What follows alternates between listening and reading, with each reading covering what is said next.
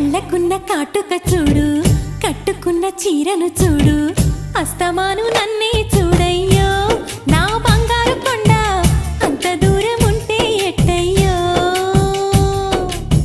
చెవులకున్న దుద్దులు చూసా, ముక్కుకున్న ముక్కెర చూసా, చూడమన్నవన్నీ చూశానే. నా పువ్వుల దండ చూపకుండా ఎన్నో దాచావే.